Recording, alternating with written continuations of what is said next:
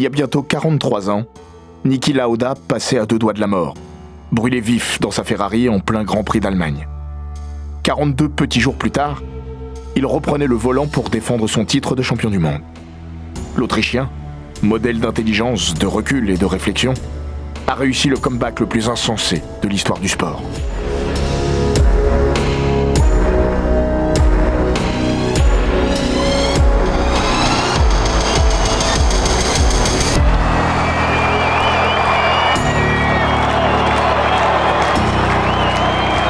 Bienvenue dans les grands récits d'Eurosport.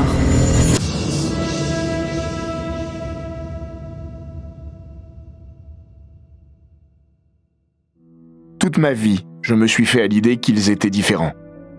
Depuis le jour où j'ai posé mes yeux sur un Grand Prix de Formule 1 et entendu la voix de Johnny Reeve, qui, avec son compère Jean-Louis Moncey, allait sans le savoir religieusement rythmer bon nombre de mes dimanches après-midi. J'ai su que le commun des mortels n'était pas fait du même bois qu'eux. Eux, ce sont les pilotes. Des hommes intelligents, qui batifolent avec la grande faucheuse le plus instinctivement du monde. Et viscéralement. Aujourd'hui encore, je reste persuadé qu'ils possèdent quelque chose que les autres n'ont pas. Ils analysent toute situation dans un espace-temps qui leur est propre et dont l'étroitesse vous enverrait dans le décor. Ils perçoivent tout plus vite que nous. Quant à leur résistance physique et leurs réflexes, on oscille entre le prodigieux et l'extraordinaire. Des super-héros en quelque sorte. Gamin, Ayrton Senna était un peu mon Superman. Passé sous armure rouge, Michael Schumacher avait lui des faux airs d'Iron Man. Je pourrais étirer cette liste à l'envi et déceler un surhomme derrière chaque immense champion. De Juan Manuel Fangio à Lewis Hamilton. Niki Lauda n'y échapperait pas, même si de tous, il est peut-être le plus inclassable et incassable. Parce que l'Autrichien n'a jamais eu la flamboyance d'un Senna, ni même le charme discret de Clark Kent. L'enveloppe extérieure, avant son effroyable accident du Nürburgring, ne laissant rien présager de l'exceptionnelle volonté qui anime ce fils de grand bourgeois. Andreas Nikolaus Lauda a vu le jour en 1949, à Vienne. La guerre est terminée depuis 4 ans. Sa famille ne connaît pas la crise. Niki n'est pas né avec un volant entre les mains, mais une cuillère d'argent dans la bouche. Il sera banquier, point barre. Sauf que le jeune Niki a déjà un caractère bien trempé et qu'il a envie d'à peu près tout sauf de passer sa vie derrière un bureau à compter l'argent des autres. Non, Lauda sera pilote. Tant pis s'il doit s'émanciper et se débrouiller tout seul. Ce qu'il va faire. Sans support familial, Lauda trace sa route à coups de prêts bancaires et d'endettement. L'Autrichien débarque en F1 en 1971. Sa route est droite, mais la pente est raide. Il lui faudra 3 ans pour taper dans l'œil d'Enzo Ferrari, tombé amoureux de ce pilote à l'occasion du Grand Prix de Monaco 1973. Lauda n'est alors qu'une promesse. Mais sa langue dépasse déjà largement de sa poche. La première fois qu'il tourne dans la monoplace rouge, il n'y va pas par 4 chemins. Il lancera au commendatore « Cette voiture, c'est de la merde !» avant d'ajouter qu'il saura quand même en faire une voiture de course. Tout Lauda est résumé dans cette anecdote. Lauda dit ce qu'il pense, et Lauda fait ce qu'il dit. Il lui faudra 2 saisons pour redonner à Ferrari le lustre que la Scuderia avait perdu depuis plus d'une décennie. En 1975, l'Autrichien met fin à 11 ans de disette, puisque le cheval ne s'était plus cabré depuis les titres pilote et constructeur de 1964. John Surtees, champion du monde cette année-là, a enfin un successeur. Ce n'est pas le plus brillant du paddock, mais sans doute le plus intelligent. S'il est surnommé le rat, en raison d'une dentition que l'on qualifiera de proéminente, on l'appelle aussi l'ordinateur, sobriquet qui dit tout de lui. Lauda n'aime pas les fioritures, abhorre l'inutile. Avec lui, l'efficacité prime. Le reste n'est que littérature. La preuve, ses trophées glanés en course, il les refourgue à un garagiste local qui, en échange, lui nettoie sa voiture gratuitement. La saison 1976 est un long fleuve tranquille pour Niki Lauda qui, étincelant numéro 1, écrase la concurrence. L'Autrichien remporte 4 de ses 9 premiers Grands Prix, plus une victoire sur tapis vert, après la disqualification de James Hunt en Grande-Bretagne. Il s'apprête à devenir le premier pilote à conserver sa couronne depuis 1960, et Jack Brabham. Niki Lauda n'a pas de rival. À 7 courses de la fin et avec un matelas des plus confortables, le champion du monde en titre est parti pour se succéder à lui-même. arrive le Grand Prix d'Allemagne. Piloter une Formule 1, c'est rouler à toute berzingue. La mort juchée sur votre épaule, prête à prendre le volant à tout moment. Au mieux, pour vous envoyer dans le mur. Au pire, dans l'autre monde. Les pilotes en sont conscients. Autant en 1976 qu'en 1950, année de création du championnat du monde. Si les voitures ont progressé à vitesse grand V, la sécurité, elle, reste aléatoire. Pour s'en persuader, il suffit de se pencher sur la litanie des pilotes morts dans l'exercice de leur passion. Ils seront à peine moins nombreux dans les années 70 que durant la décennie précédente. 10 contre 12. Ajoutez-y à cela que s'il n'existe pas de bonne manière pour mourir, certains accidents sont particulièrement atroces, tel celui qui coûtera la vie à Tom Price en 1977. À Kyalami, le malheureux sera décapité par un extincteur. Le Nürburgring, où se déroule le Grand Prix d'Allemagne 1976, vit ses dernières heures en championnat du monde. L'an prochain, le cirque de la Formule 1 s'en ira du côté d'Hockenheim et de ses longues trouées forestières. Le Nürburgring se divise en plusieurs parties. La F1 emprunte la plus folle d'entre elles, la Nordschleife, longue de 22,8 km. Un tracé d'un autre temps, que la F1 s'apprête à abandonner pour des raisons de sécurité. Plus rien ne répond aux normes au cœur du massif de l'Eiffel. Jackie Stewart n'a jamais été un fan de ce circuit.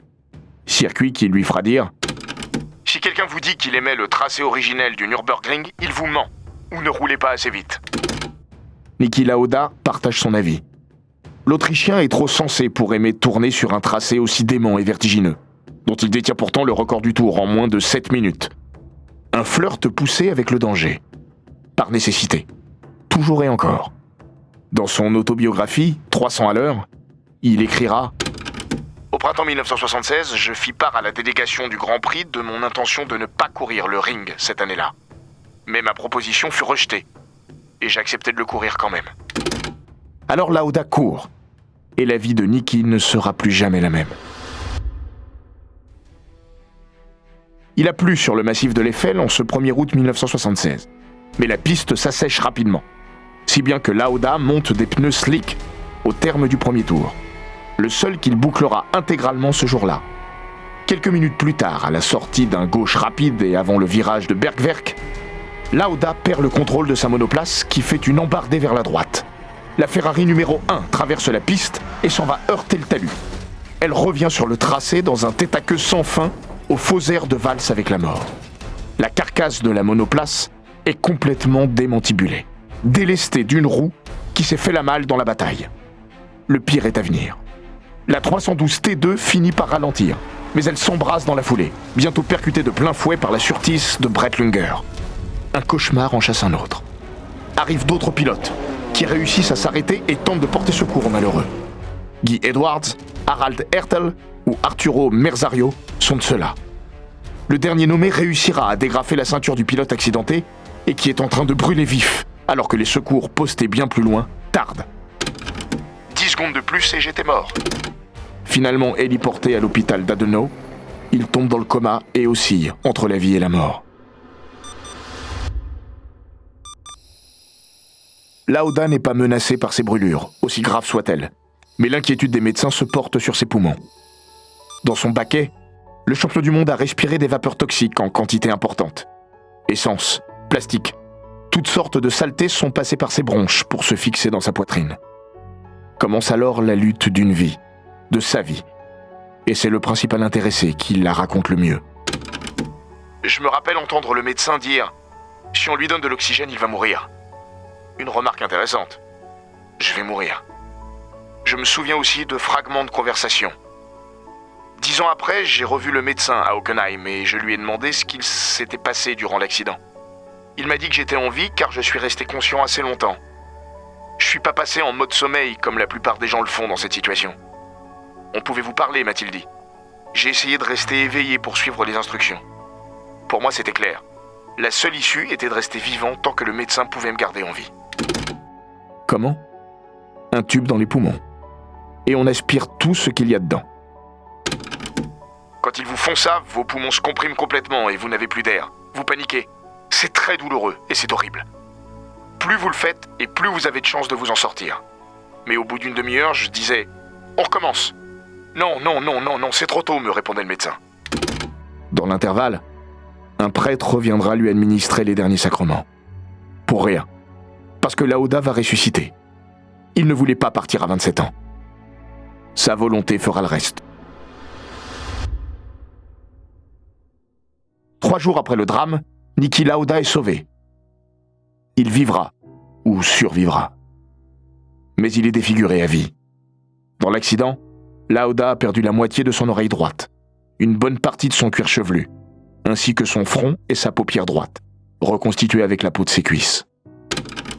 Quand je me suis réveillé, j'avais les mains accrochées à mon lit. Une infirmière m'a expliqué qu'on m'avait attaché pour que je ne touche pas mon visage. Une autre m'a demandé « Voulez-vous vous regarder dans le miroir ?» Dans la salle de bain, j'ai ouvert mes yeux et je ne pouvais pas y croire. Ma tête était de la taille de mes épaules. Elle dégonflera. Mais les cicatrices, elles, resteront. Lauda, une fois encore, assume. De la chirurgie esthétique ? Pourquoi faire ? J'ai eu un accident, c'est mon excuse pour être horrible.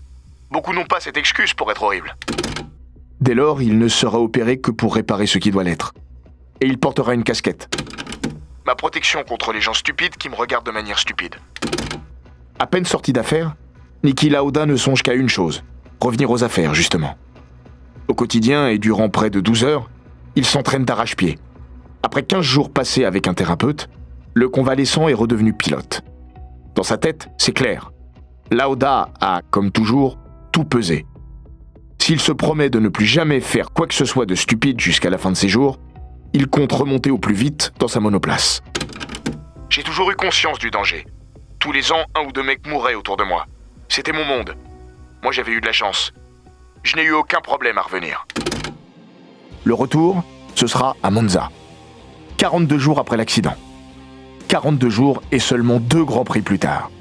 Le Niki Lauda qui déambule dans le paddock est un homme physiquement meurtri. Les bandages qu'il est encore forcé de porter, n'arrangeant évidemment en rien son allure. On dirait une momie tirée de force de son sarcophage. Lors de sa conférence de presse de retour, un journaliste aura d'ailleurs l'indélicatesse de lui demander ce que pense sa femme au réveil quand elle voit son visage. Plus que jamais, Lauda est aux antipodes de celui qui a profité de son absence pour revenir sur ses talons au championnat du monde, James Hunt. Hunt, c'est un beau et grand blond qui a le physique des années 70 et brûle la vie par les 2 bouts, qui est aussi lumineux que Lauda est sombre. Le macaron, parfois cousu sur sa combinaison, qui dit « Sex Breakfast of Champions », résume assez bien les priorités de l'anglais. Vainqueur en Allemagne, parce que oui, le Grand Prix est reparti avec l'accident de Lauda, et aux Pays-Bas, Hunt est désormais un candidat crédible au titre de champion du monde. Hunt n'ira pas au bout du Grand Prix d'Italie alors que Lauda signe une course prodigieuse, et possiblement l'un des plus grands exploits de l'histoire du sport. 5e de la qualif le samedi, 4e de la course le dimanche, Lauda a réussi un véritable tour de force, et accentue son avance au championnat du monde. D'autant plus remarquable que le vendredi, quand il a repris le volant, l'Autrichien était pétrifié. Raide de trouille, selon ses dires. La nuit lui portera conseil et le remettra d'aplomb. L'histoire est belle, mais elle n'est pas terminée. Et cette année-là, Niki Lauda ne gagnera plus la moindre course. Jusqu'au bout, il reste néanmoins dans la course au titre. À l'orée du dernier Grand Prix, qu'il aborde toujours en leader du championnat, le Viennois tient son destin entre ses mains. Pour 3 petits points. Sa vie aussi est entre ses doigts. Et cette fois, son instinct lui dicte de jeter l'éponge. Un déluge s'abat au pied du mont Fuji. Ni lui, ni la majeure partie du plateau n'a envie d'aller risquer sa vie sur le tourniquet japonais. Mais la F1 est un spectacle qui répond déjà à des impératifs médiatiques. Et ceci lui dicte que cette saison mérite une conclusion digne de ce nom. Lauda s'élance, panique, met la flèche au bout de 2 tours et perd son titre, pour 1 point. Now what is happening? Lauda's getting out of the car. Well, this makes Hunt's chances much stronger, of course. And they're talking to Daniele Audetto, the team manager. Lauda explaining something. The mechanics don't seem to be rushing around the Ferrari. So there is James Hunt in the lead, and Niki Lauda seemingly out of the battle already. Il y a quelques années, dans les colonnes du Guardian, il se remémorera directement parti à l'aéroport. J'étais dans le taxi, j'ai demandé à mon chauffeur de mettre la radio et de me dire qui avait gagné le titre. Alors que la course arrivait à son terme, on est passé dans un tunnel et la radio s'est coupée. Qui avait gagné ? Il n'avait pas entendu. À l'aéroport, j'ai croisé un gars de Ferrari qui voulait me dire au revoir. J'ai vu son visage et j'ai compris. Putain, je me suis dit. Et lui de lancer ? Oui, Hunt est champion du monde. Alors je suis rentré à la maison. Devant les micros, Enzo Ferrari et la Scuderia confortent la décision de Lauda. Dans la coulisse, le commendatore n'a plus confiance. Il le lui fait comprendre. La belle histoire tourne au vinaigre. Relégué deuxième pilote derrière Carlos Rothman, Lauda réussit tout de même à décrocher le titre mondial en 1977, à 2 courses du terme. Moment qu'il choisit pour claquer la porte. Formidable sortie. Lauda s'en va chez Brabham, où il terminera sa première carrière sportive. Avant un retour et un dernier titre chez McLaren en 1984, au nez à la barbe d'Alain Prost. Rideau. Cette fois pour de bon. Sans regret ? Certaines choses valent plus qu'un titre de champion du monde. Ma vie, par exemple. Ai-je été lâche au Mont Fuji ? Ça n'a aucun sens. J'ai juste utilisé ma tête. Comme toujours, pourrait-on ajouter. Si la carrosserie de Lauda a subi les pires outrages, le moteur de Niki, lui, est à jamais resté performant.